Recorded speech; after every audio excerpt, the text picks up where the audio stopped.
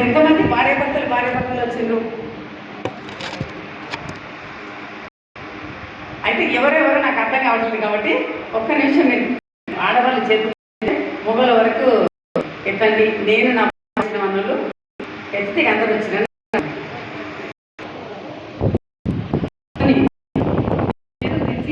భార్య రాలేదు అన్నోళ్ళు పాపం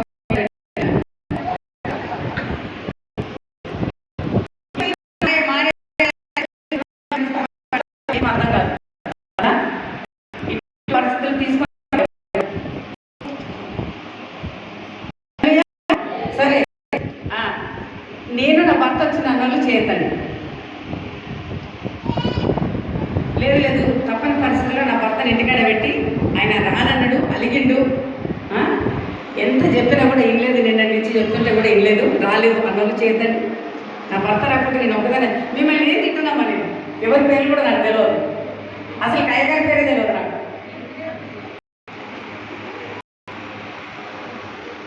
అయితే తర్వాత కుటుంబ పిల్లలు ఎంతమంది వచ్చారు?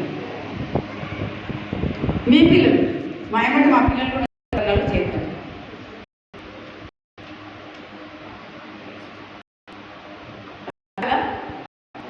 కొంతమంది వచ్చింది హల్లెలూయా. ఇప్పుడు నేను చెప్పాలనుకున్న వాటి మొత్తం ఆయనగానే చెప్పేసాడు. ఏం చెప్పాలని?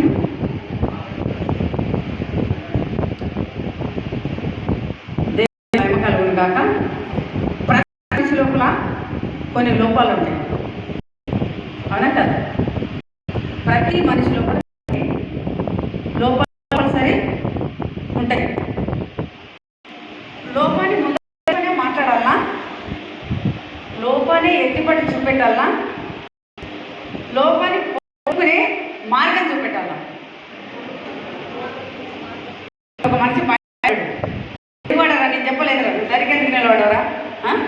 చెప్పి నిన్నటించి పొత్తుకుంటా పోకరా అంటే పోయి పడ్డావు అని చెప్పి ఆడబడి మునిగి తేలుతూ మొత్తానికి గడిచిపోయి ముద్దయినని ఇంకా మనం మాట్లాడాలి ఏమవుతుంది కదా?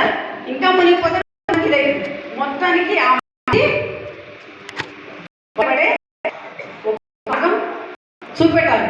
మంచం కట్టో లేకపోతే తాడేసో లోపల పోయి 2 దెబ్బలు వేసో నీకు ఇచ్చేయాలి, అవునా?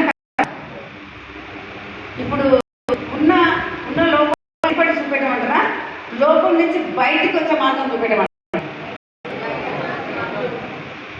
మొబైల్ మాట్లాడాలన్నమాట. హల్లెలూయా. మనం మనసుల మధ్యలో ఉన్నాం కాబట్టి